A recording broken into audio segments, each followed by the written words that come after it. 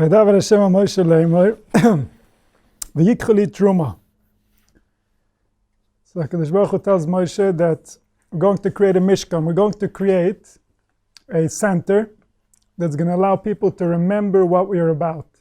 Because after Matan Torah, Klal Yisrael, they received the message that was so high, that was so lofty, that they couldn't keep their connection to it. They lost their ability to relate to that lofty concept when Moshe Rabbeinu left. So after the Egel, according to some Rishonim, that's when the Mishkan came into being.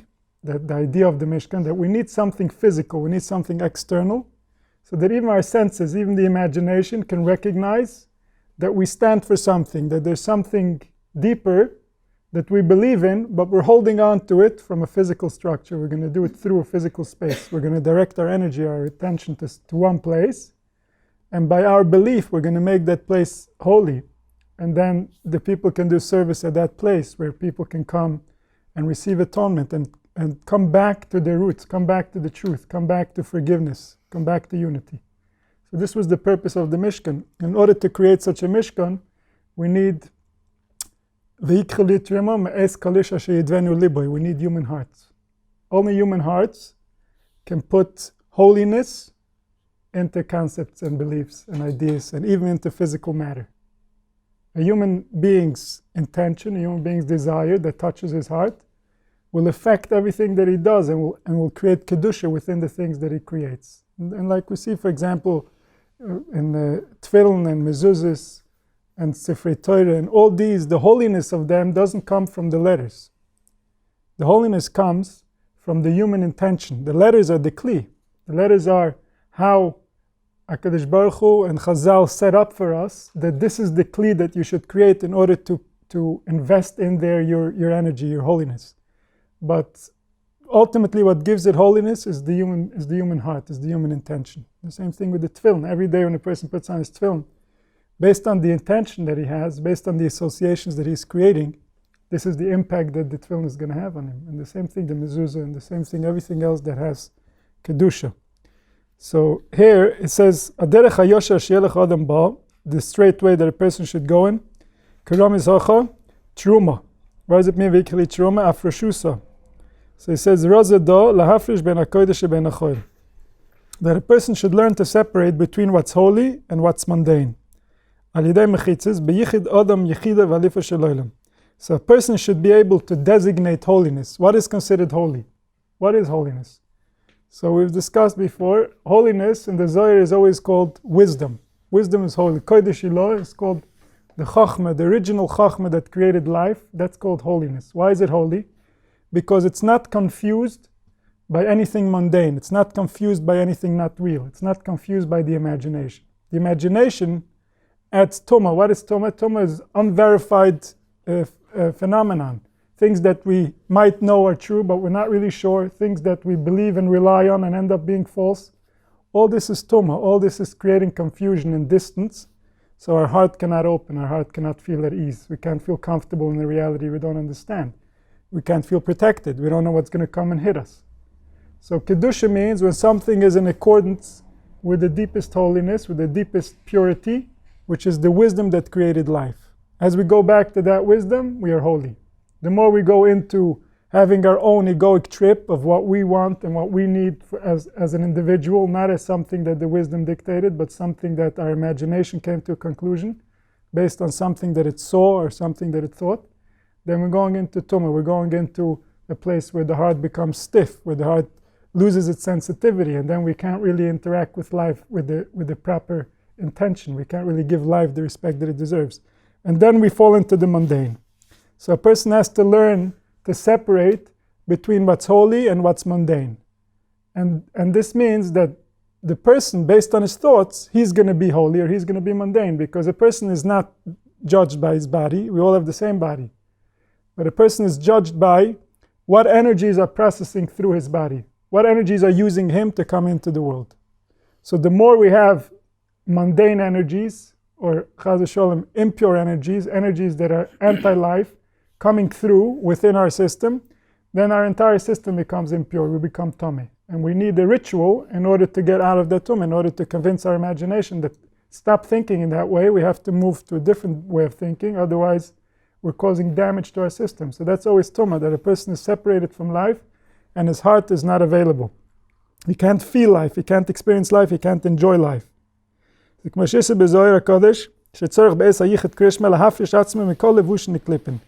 person reads Kerishma, he's going into the ultimate yichud. Kerishma means that he reminds himself that the spirit that's allowing him to manifest, the spirit that's giving him force from within, is the same unit, is the same koyach that created everything, that created all of life.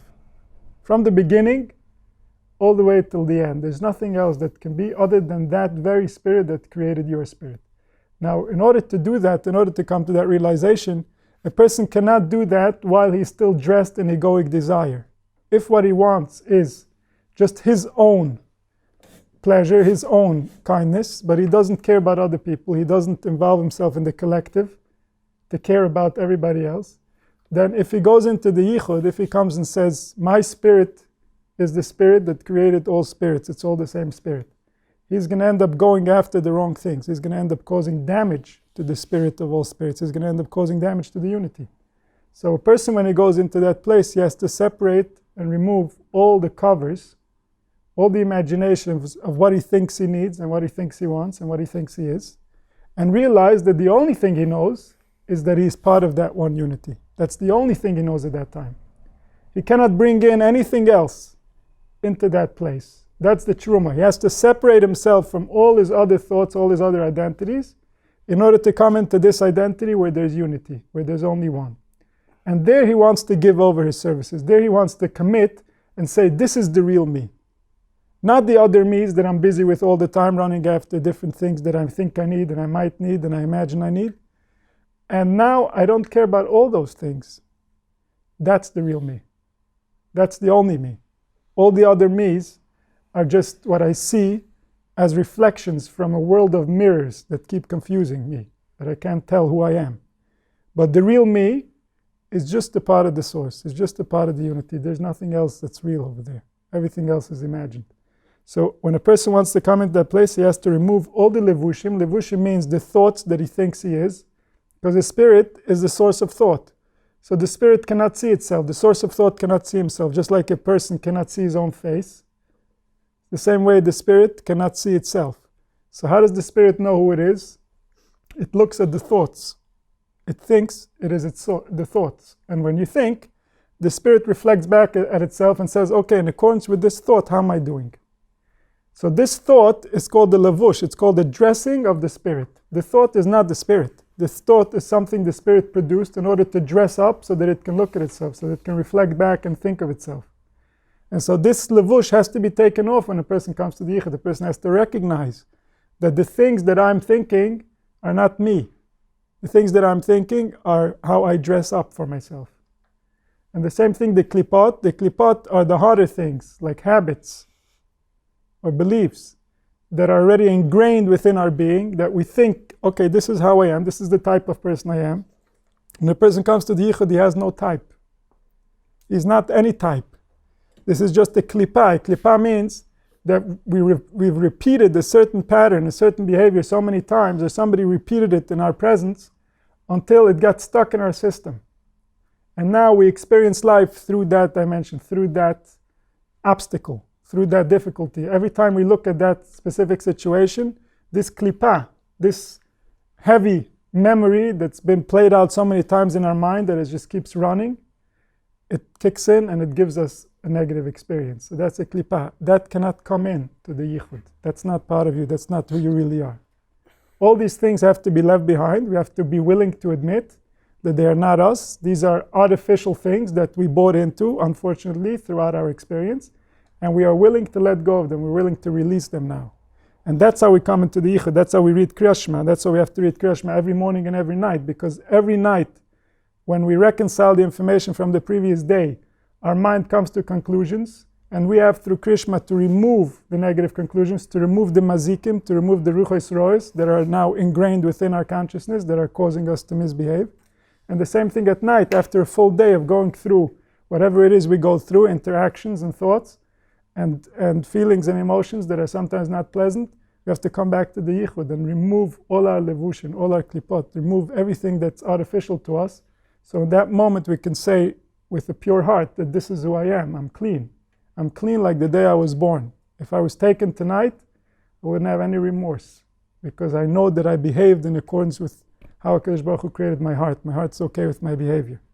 So this is what the Zohar says, that in the time of Kerishma, he has to separate from all the levushin, just like a man and a woman.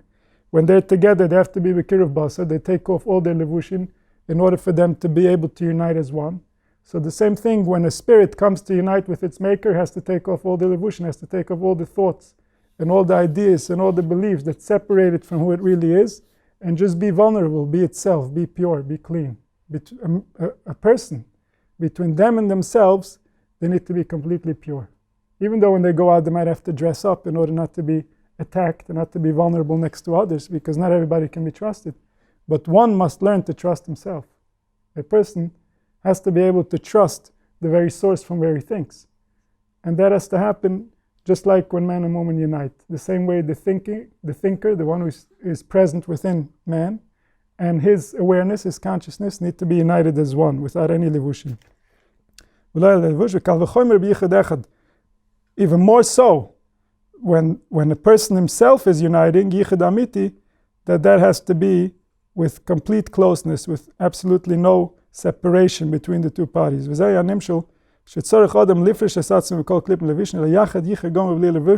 That he should be able to unite completely, that he comes from the original desire that HaKadosh Baruch Hu had to create man. From that original desire, the person goes back to that original desire and is ready to give up everything that happened after in order to have a better reality, so that HaKadosh Baruch Hu can create better. Because in HaKadosh Baruch Hu's reality, from HaKadosh Baruch Hu's view, we're not separate, we're all the same. It's like, for example, if a person were to create a lab and try to advance a certain species.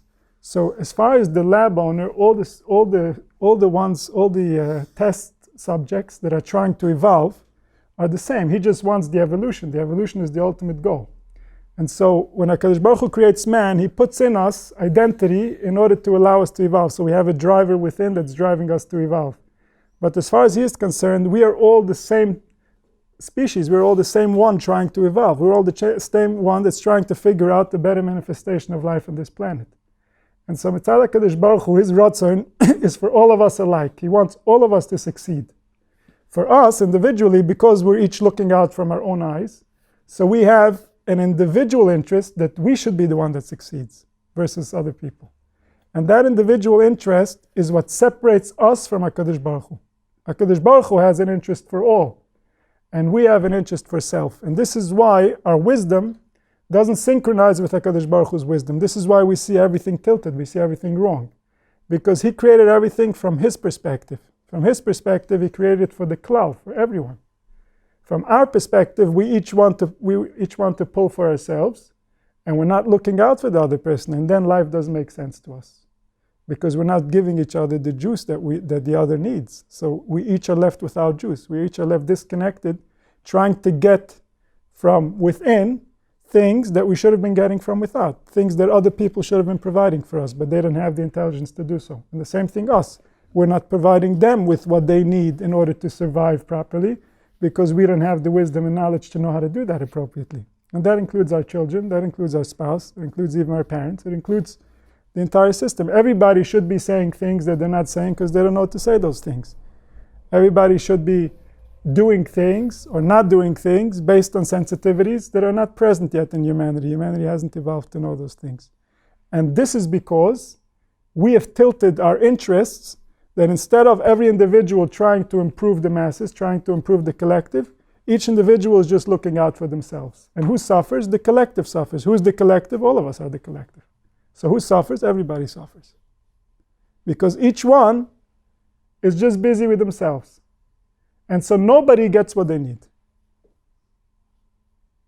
It's not that everybody is going to have a little bit more because they're all looking for themselves. Everybody is going to have less than what they need to survive because they're all in it for themselves. Nobody is going to have enough.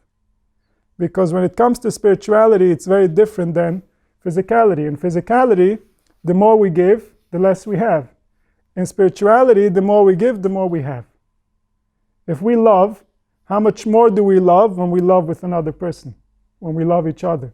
That makes the love bigger. And the same goes the opposite way. And koshka when there's a tzibur, and koshka if it's a city, it's a town.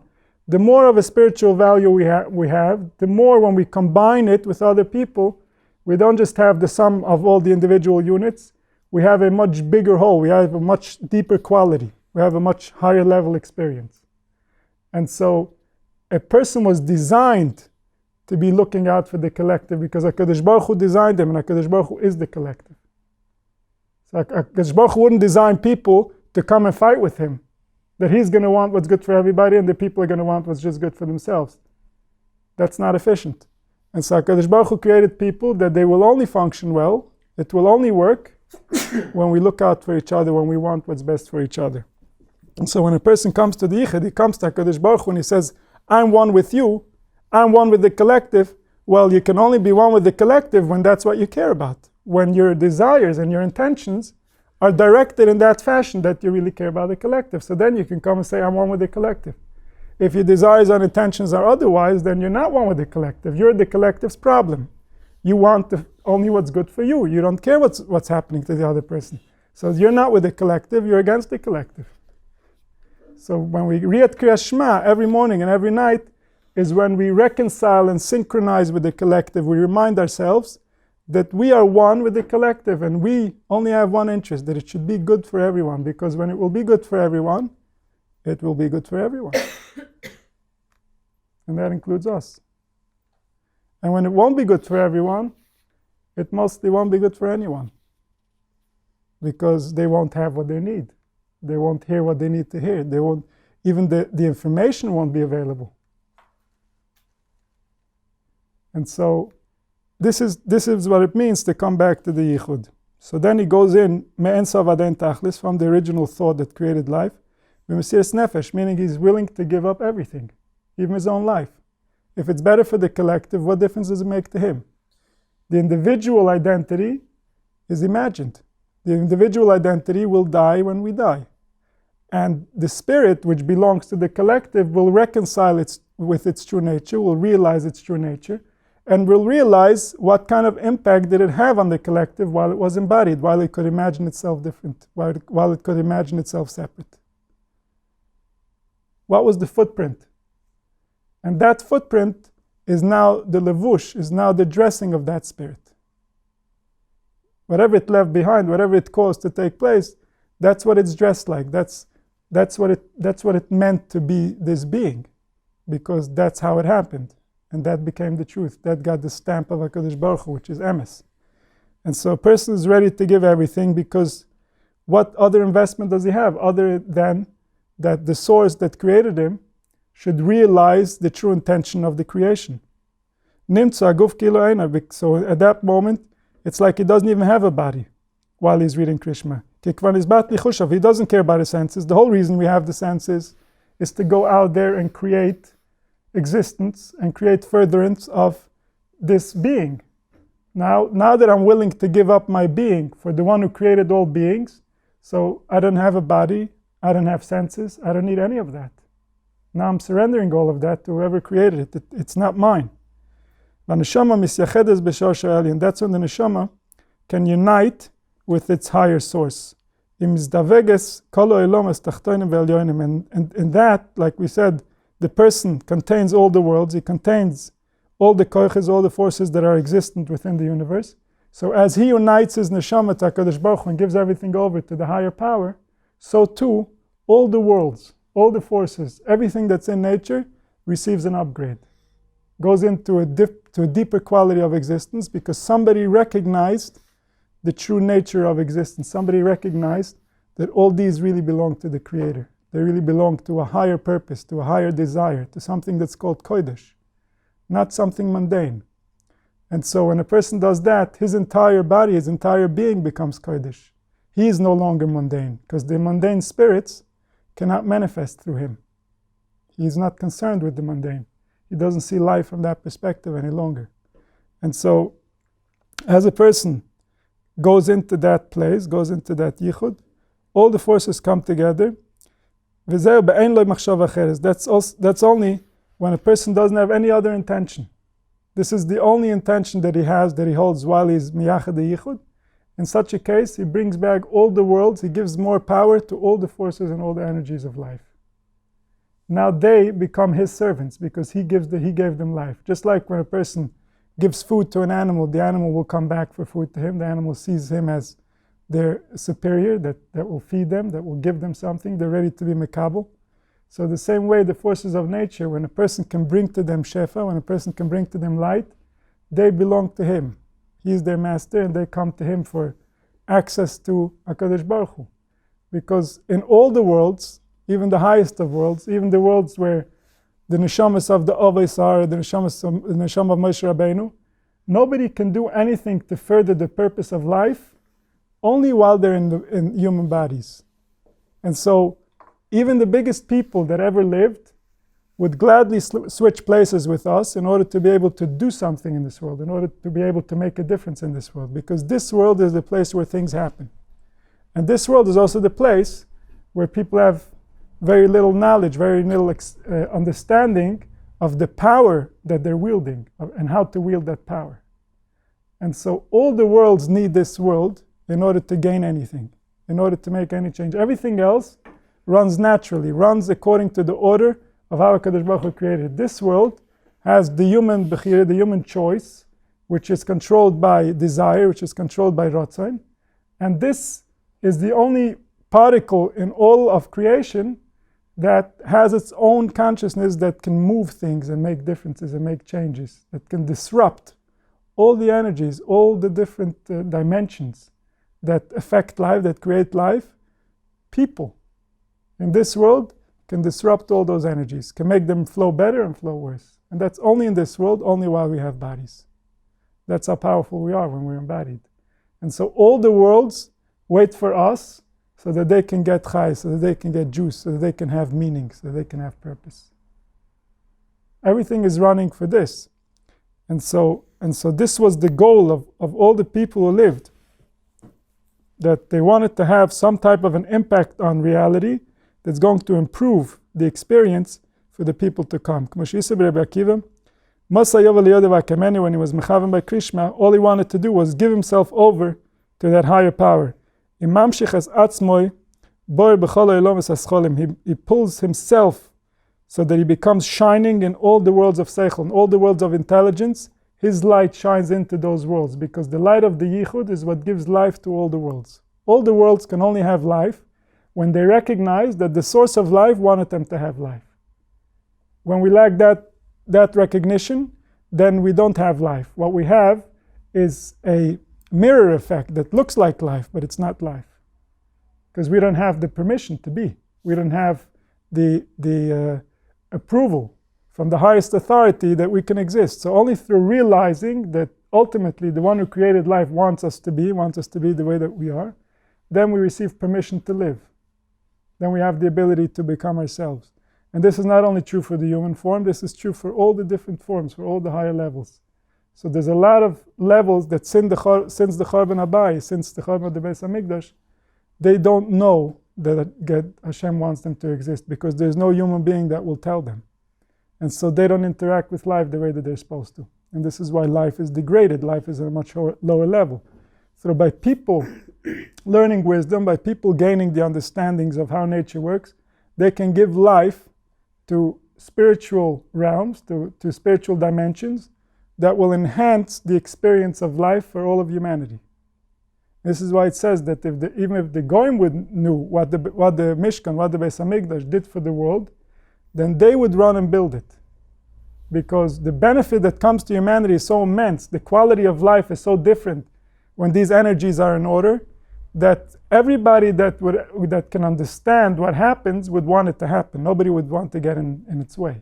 It's just a lack of understanding. It's a spiritual blindness that causes us to value other things more, and to not realize where true value comes from, not realize what the potential for life is and what the quality of life could be if we understood certain things and we knew how to interact with them. So So he brings light to all the worlds of intelligence. As his thought goes up into the unity, so too all these worlds of intelligence are upgraded and they emanate more light. So when a person thinks, for example, we see this in the body, a person wants to move a body part, so all he has to do is place his attention there on that body part, and then it's like his neshama, his chayas, his nefesh, becomes more active in that body part, and then he can move the body part. So this happens by intention. This doesn't happen by any specific physical movement. It's just the mind thinks, and this moves the spirit, it moves the life force to that place. So the same way it happens when a person is mechaven, when a person thinks about the spiritual dimensions, every dimension that he thinks of, it's like he's there. He's like, just like in his body part he moved in, now he's moving in his neshama. He's moving to a different dimension. He's moving to a different area in thought. He's moving to a different area of realization. So as he goes to the unity, where he's going to unite all his parts, all his sections, all his malachim, all his koiches to this one place, he's going through all these elements. There's all these forces inside of him that are now hearing this, maybe for the first time. That there's a unity, that there's a one that wanted to create all this, and he has a plan, and he knows how to make it all good, and we need to work with him. So as he goes through that, all his malachim are hearing it again. Everything is waking up, and everything is entangled with everything. Everybody is entangled with everybody. So as a person does this, all the worlds are suddenly getting a new source of life, a new source of light, a new source of meaning. And this is because of his intention. This is because of his place. Like he says, mizdabek beis hamokam. When a person is mizdabek beis hamokam, meaning he becomes close and intimate with something, his light goes up to that place, and it turns over from darkness to a big light. Everything is in accordance with the thought that he's having while he's reading Kerishma. This is what's going to cause all these worlds to wake up. This is what's going to bring light to all these worlds, because he's uniting them, because he's bringing in a new recognition into them. In Kerishma there's 245 words, and then we say Hashem lekechem emes, or sometimes if we say it beyichud, we say Kev melech neman, in order to finish the Ramach, because the Ramach means that we're uniting all our 248 body parts to that one single owner. That not any part of us, not any part of our body or any part of our nefesh belongs to any other force or any other koyach other than the one that created it. And so therefore Kerishma has 248 words. He brings to every single body part life and abundance, and to all the world, like all the whole world has all these koiches that created the world. So by doing this yichud, he brings light to all of the world, by bringing light to all of his body parts, to all his avorim. And all the sparks of light that are receiving life, they're uniting as one. That a person needs to remember Yetzias Mitzrayim b'Kerishma, meaning that a person needs to go out from all his levushim, from all his thoughts. Like we've mentioned many times, that Mitzrayim refers to all the separations that we have in our world of thought, in our mind, that is causing us to separate from HaKadosh Baruch Hu, to separate from life, to separate from reality. And this puts us in galus. This means that we don't have access to life, that we can't enjoy, and we can't realize, and we can't unite, and we can't love. And so before a person can properly unite the Yichud, he needs to remember Yetzias Mitzrayim. He needs to remember that the power of the one that created us, the power that he gave to our minds as we think of him, is to remove us from all the other forces and all the other powers that have taken control over us, that are controlling our minds, that are causing us to behave in different ways. So the power of the Yichud, the power of Kerishma, is to take us out from all those golios, from all those exiles that our mind has gone into, and separated us from our nefesh, separated us from our hearts, from our original healthy state that we were at when we came into this world. And so when he reads Kerishma, he remembers Yetzias Mitzrayim, and then quietly he makes the full yichud, and he brings good shefa and blessings to all the worlds through the Shemona Esrei, Kerishma Mareres Ahava, the Kerishma, the yichud, the unity, when a person remembers that he is one with everything, this wakes up love. This makes him want to love everything. This makes him want to unite. So through Kerishma, a person comes to V'ahavta Hashem Elokecha b'chol levavcha. It should happen automatically. Shema Yisrael Hashem Elokeinu Hashem Echad. If you understand Yisrael, that the one who created you is one unity, is one spirit that resides within all, if you're going to understand that properly, then guess what's going to happen?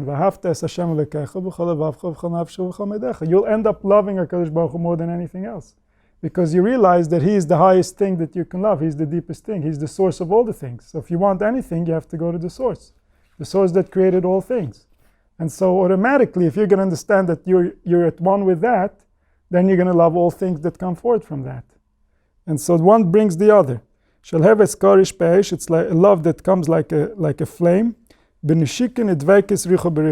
through kissing and hugging, rucha berucha means spirit with spirit. So a kiss in the world of spirit is a realization that causes pleasure.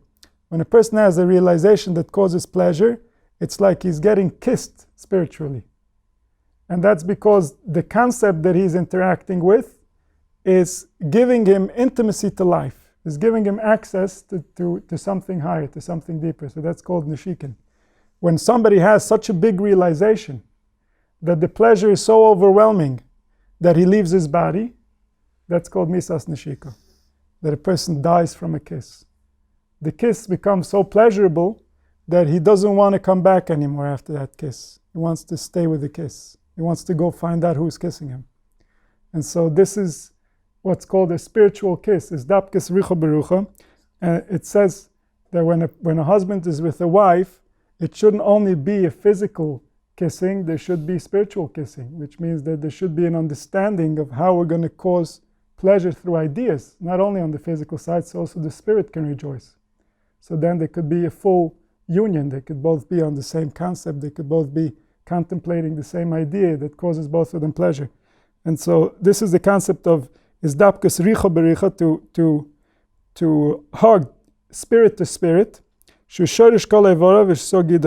the shoirish, this is the source of all his body parts, of his entire body, and the 365 arteries and veins where the blood travels. So by giving excitement to the spirit, we're giving excitement to the blood, because the nefesh lives in the blood. And so by exciting the spirit, when the spirit receives an ashika, it's like the 365 veins are receiving chayas, are receiving life. This gives life to all the veins in the body.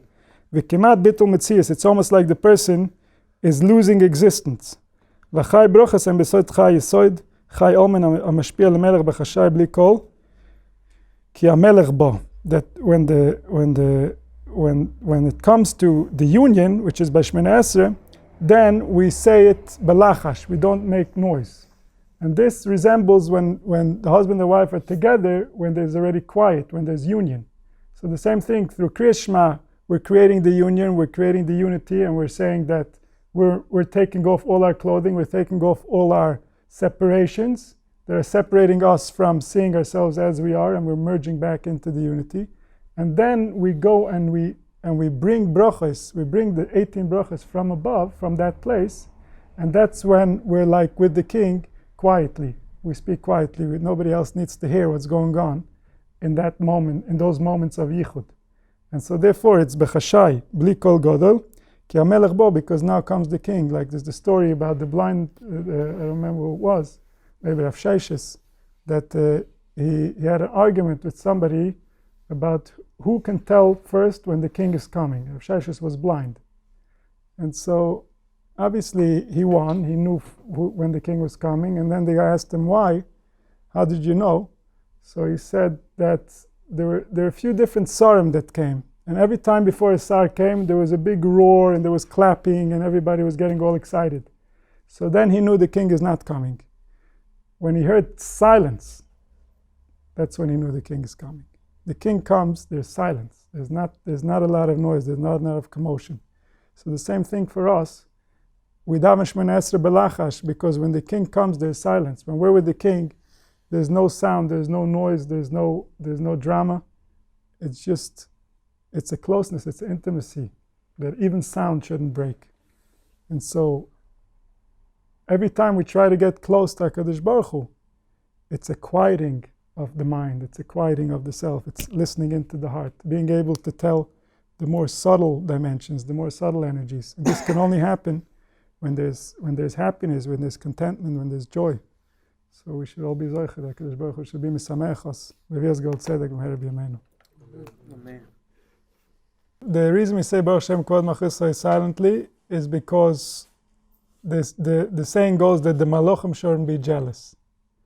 And that has to do with the fact that right now, while we're in Golus, our body is not celebrated as the abode of HaKadosh Baruch Hu.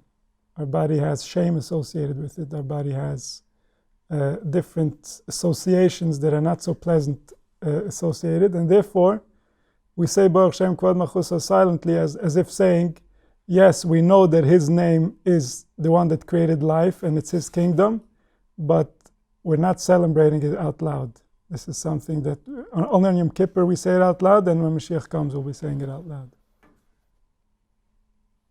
Interesting. The way you explained it, every reason that I read for why you do it all is the same reason. Yes. What do you tell the kids about, like, also like the exercising and everything like that? Like, it's not in the Jewish religious way. Like, well, it is because health is very important. It's not, unfortunately, it's not in the habits of the people right now, but it's most certainly in the literature. That everything that we can do in order to assist health, in order to assist clarity of the mind, in order to assist mental and emotional stability, we must do. That's what the pasuk says. V'nishmatem oid lenafshesechem. People use this pasuk mostly for physical. So saying v'nishmatem oid lenafshesechem, so you have to be careful not to do things that are sekana. And that can also be learned from that pasuk, but the literal meaning of the words is you should be very careful for your souls, for the soul, the nefesh. The nefesh is not the body, the nefesh is what lives inside the body. So part of being careful about what lives inside the body is also protecting the body, but even more so, protecting the nefesh itself, that the nefesh should be healthy and happy.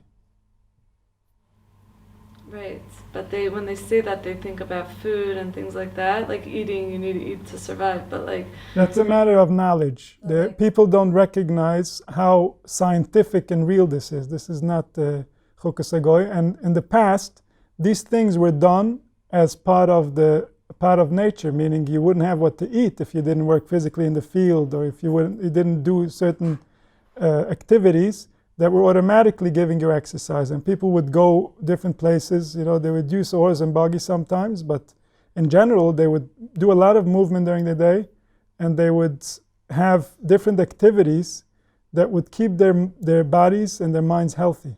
So as technology started ramping up and we started getting busy with things that keep us sitting at a desk, so this is common sense to understand that we need to compensate and we need to take care of ourselves. And this is something there's plenty of studies, it's very visible, it's part of the regular medicine. This is not some belief that somebody came up with. This is something that's provable. And once it becomes provable, it becomes part of the regular knowledge that people need to use in order to guide their lives and in order to keep themselves healthy and happy.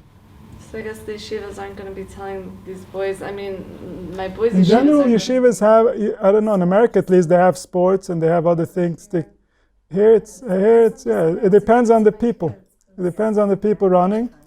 And at that age, it depends a lot also on the children. The body at that age is still very healthy. It compensates very easily. It's as we get older that the body becomes more dry, more difficult, and we have to really play it by the book. Children's bodies, they can compensate. But at the same time, if the child has extra energy, if the child is not happy, then that's a sign that something needs to be released, that they're not getting enough activities. When you were talking about Shema, you were talking about like Kerishma during the day and night, or you're specifically thinking about night? No, Kerishma he was saying in general, but by the davening you have Kerishma and then we lead into Shemona Esrei. So he was saying how that's like getting close, coming to the yichud. It's like a husband and wife coming together, they meet and then they have this discussion. So the same way we go back to our source and we become intimate with him, and at that point we can get our wishes, our desires from him. So it all depends on that intimacy. The more a person is appeasing that source, the more the intimacy will be fruitful and they will get what they want. And the more there's argument and strife within, then the source just won't manifest, because it's nature. There's no way around how nature was designed. We have to be able to get in order to make that change. And to get in means to be able to appease, to be mephais, the inner self, to be happy, to be joyous with what is, and not be at conflict with what's happening. Otherwise we can't get in, we can't get close, and then we can't have what we want. You mentioned that a person should ultimately be willing to even sacrifice his own life for the sake of the rabbin. Well, it's a requirement, actually. Right, the Torah requires it. Okay, so there's 8 billion people on the planet. So if there's, then obviously you can, I want to share freely, so if you need to edit this, you can edit this. If there's 10 non-Jews' lives at stake and 1 Jewish person, is the Jewish person required to give up their life?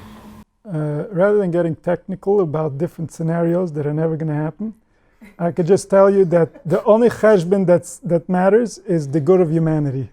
And ultimately what's good for humanity is what needs to take place. And so how those cheshbonis are made, if you'll have a practical issue, we'll go through them. So you say that you should have like wholesome thoughts, and then Hashem will do what you want him to do, right? It says, Batel ritzoinoi, meaning annihilate your own desires for his desires, that he should annihilate other people's desires and do your desire. Meaning, if you're aligned with his desire, then what you want is going to happen, because he always gets his way. So once you want what he wants, then you're covered. If it doesn't happen and you get upset, that sort of proves that you didn't really want what he wants. So what does this mean in practicality? Like to just be happy with what happens, even though it doesn't make you feel happy? It doesn't make you feel happy because in the past you've thought otherwise, but that was a mistake. When something happens, you find out that thinking otherwise was a mistake, and you just set yourself up for failure. So you can't change what is. The only thing you could change is your expectations and your decision that there's something wrong with that. Somehow he thinks that this is what comes next, and he already made it happen, so what are we going to argue with? What about in the middle of the night when you wake up with anxiety? Like then your brain's not thinking. Right. It's the middle of the night. So this has to do with what happened during the day. It doesn't. The night doesn't bring the anxiety, because the night is just processing what happened in the day. So if something that causes anxiety happened during the day, and we manage to just move our minds forward and not pay too much attention to it at night, while the brain is organizing everything that took place and trying to put everything into nice, tidy little folders, it suddenly realizes, hey, we got a problem here. We need to feel anxious. Hey, wake up. And then, but that's not something that was created at night. So it's always the day. If we run our day properly, then our night will look smooth. If our day is lousy, then our night will just show that as well.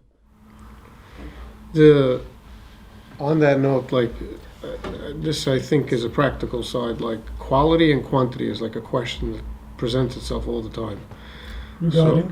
Regarding in everything, especially because we build quality over quantity. But let's say the specifics. Yeah, no, I'm saying because generally, how to take all this practically, it would be, it's like people. You know, if the Torah is so great at all these things and it's just full of wisdom, people who are learning all day, they don't really get to even process any of it. So they're learning it, they're creating something from it, but they don't have any way of actually living it. So quality and quantity, I'm saying, is a very... Right, but even the Torah itself, there's quality and quantity. Right, and with every layer, there's another quality and quantity. So you're talking about people who learn quantity, but they don't learn quality because they don't really process what they're learning. So right, because it's just too much. So we're living in a world where there's too much. It's like Well, I don't think the like learning is Shabbos, too much. Minchas, and I think the learning is not the appropriate language. There's no such thing as too much learning if the learning is appropriate to the person learning it and the time he's learning it at. If it's properly fed, it usually won't overwhelm the person. It will get absorbed. But if it's not absorbed because the language is different, because it doesn't understand how what it's learning applies to its daily life, so then there's just two people. There's a person that's learning and there's a person that's living. The two don't meet. Right. Well, that tends to happen also when there's a lot of information. Well, like I'm saying, there's a Shachas Mincha Marv, there's another Shachas Mincha Marv, there's another one. But if a person wanted to have, let's say, a real meaningful one, so let's say he wouldn't be able to do the Shachas, so he could have a meaningful Mincha. What I'm saying is that in reality, that today the nefesh is not developed enough to create so much content with quality. If it has to create so much, the quality will suffer. That's what he's saying. Yeah, and that's true. That's been mentioned. On that it says, "Toiv ma'at bekavona, mahar b'sheloi bekavona." It's better a little and be mechaven than lots. So for example, a person like that, he shouldn't say all of Shachris. He should skip certain mizmorim and certain things to make his Shachris shorter, so that he can be mechaven and he can still have kavana by mincha. Because if doing it for an hour and a half in the morning is not gonna allow any more kavana for the rest of the day, so you should split it up. But ultimately, saying the words is not what we're looking for.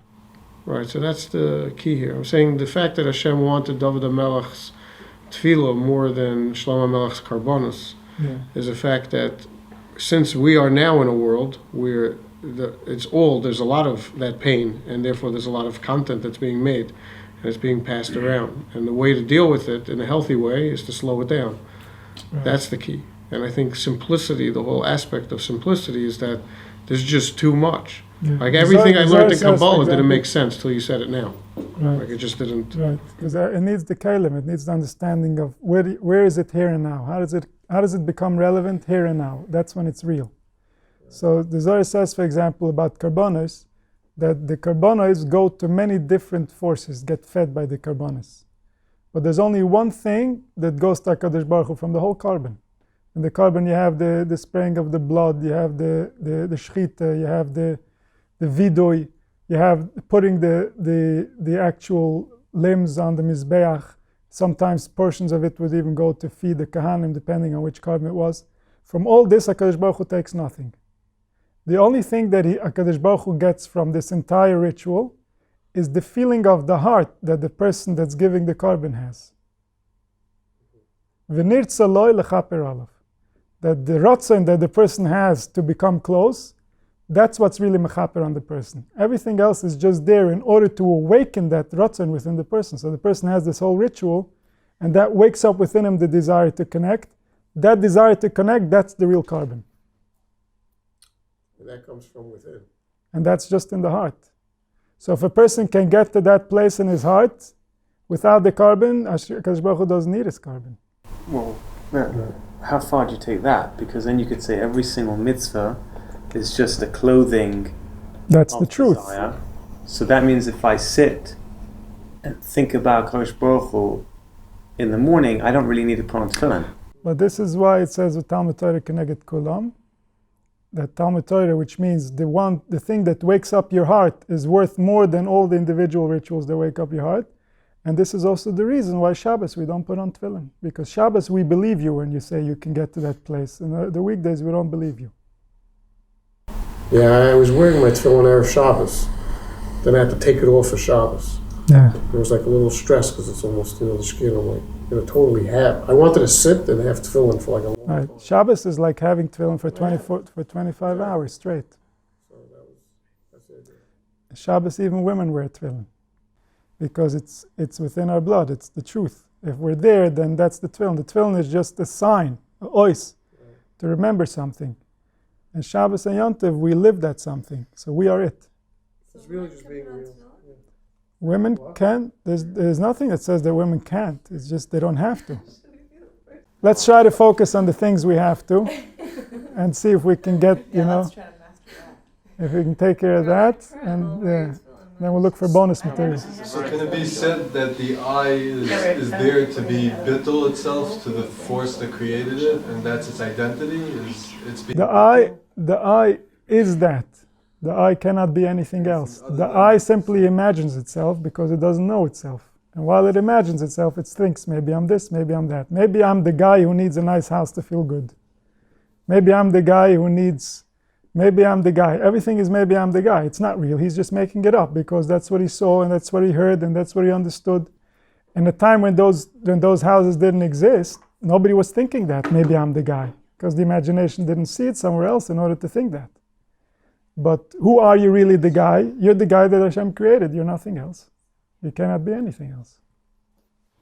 It's kind of like the Torah is a message, and it could hit anyone at any point. It's like all these Torah stuff are there till one of them is going to click, and then once it clicks, now you already woke up, and the message brought you back to reality. Then it lives. So that's what the Zohar says about the language. That it says that even if a goy would get to very high levels, he won't be able to transmit what he's perceiving with proper precision because he doesn't have this language.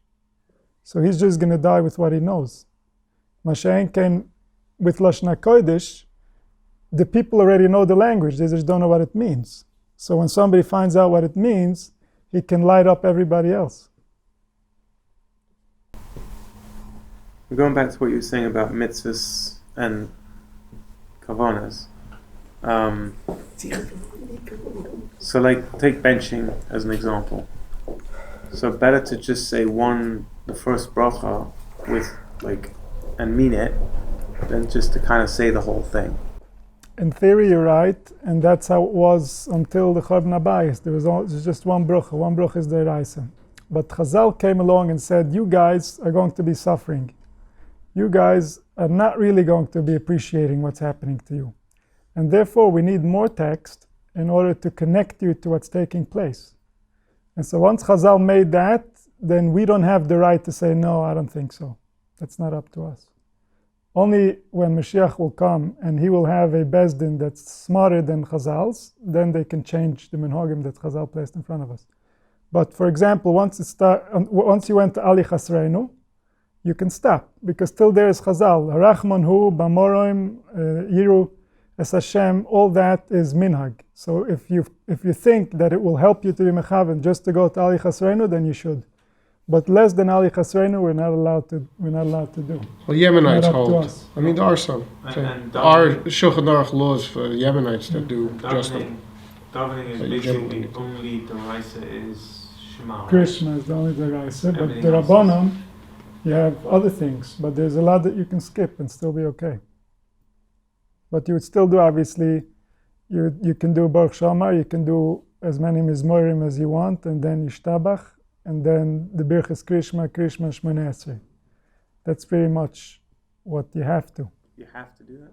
That's the halacha. But the other stuff, if you did or you didn't do, it depends on time. Some people don't know. They come to Besmedish late and they think they're going to be machmir. They're going to say all the mizmorim. But if you want to be machmir, you have to daven with minyan, which means that you should skip everything and daven Shmoneh Esrei with the tzibur. That's being machmir. So sometimes we're even machmir wrong. And what if you would have more kavanah on your own than with a minyan? So a lot of rabbis davened alone for that reason, I assume.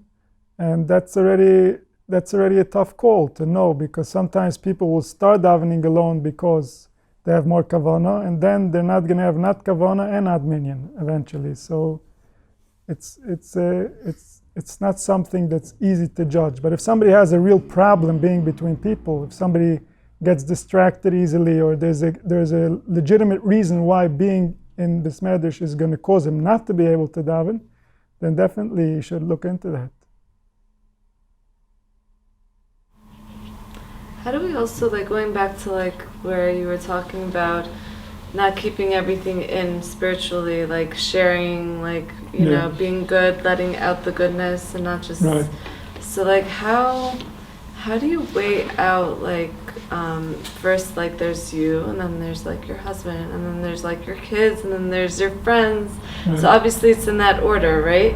You, your husband, your kids, it depends a lot on situations, depends on the needs. But then there's a lot happening in every day, and then to decide when to put you your husband, your kids, Right. like. So as long as we're doing it with our minds, then it's complicated because our mind doesn't really know how to choose. It has all these different ideas and thoughts, and here we hear this and then we hear that.